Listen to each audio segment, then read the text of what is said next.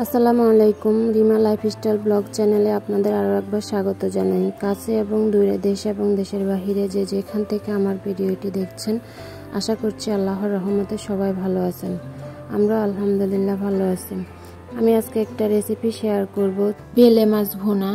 একটা কড়াইয়ে তেল গরম করে আমি কিছুটা পেঁয়াজ কুচি দিয়ে এটাকে ব্রাউন কালার করে ভেজে নিয়েছি। এরপর এটার সাথে অ্যাড করেছি রসুন বাটাটা ভালোভাবে নেড়ে ছেড়ে আমি এটার সাথে অ্যাড করব স্বাদমতো লবণ, হলুদের গুঁড়া, মরিচের গুঁড়াটা আমি একটু বেশি পরিমাণে দিয়েছি যেহেতু ঝাল ঝাল হয়। এরপর আমি দিয়ে দিলাম কিছুটা জিরার গুঁড়া, ধনিয়ার গুঁড়া। এরপর আমি এটাকে ভালোভাবে নেড়ে ছেড়ে কিছুক্ষণ কষিয়ে নেব। কষানো হয়ে গেলে এটার সাথে আমি দিয়ে দিব 2টা কাঁচামরিচ। আমার ভিডিওটা যদি আপনাদের কাছে ভালো লাগে অবশ্যই চ্যানেলটি সাবস্ক্রাইব করে পাশে থাকবেন। আর আপনি যদি অলরেডি কাজটা করে থাকেন আপনাকে অসংখ্য ধন্যবাদ। এই যে এখানে আমি কাঁচামরিচটা দিয়ে কিছুক্ষণ কষিয়ে নিলাম। এরপর আমি দিয়ে দিব পরিমাণ মতো পানি, মশলাটা যেন পুড়ে না যায়। এরপর আমি একটু কষিয়ে এটার সাথে অ্যাড করব কিছুটা টমেটোটা দিয়ে আমি ভালোভাবে আরো কিছুক্ষণ কষিয়ে নেব। ভালোভাবে কষালে তরকারিটা আসলে খেতে ভালো লাগে। এরপর আমি কষানো হয়ে গেলে আগে থেকে কেটে ধুয়ে রাখা মাছগুলো দিয়ে দেব। এগুলা কে কি নামে চিনেন অবশ্যই কমেন্টে জানাবেন। এই যে আমি মাছগুলা একে একে দিয়ে দিলাম। দিয়ে আমি ভালোভাবে এটাকে নেড়ে ছেড়ে মশলার সাথে মিশিয়ে নেব।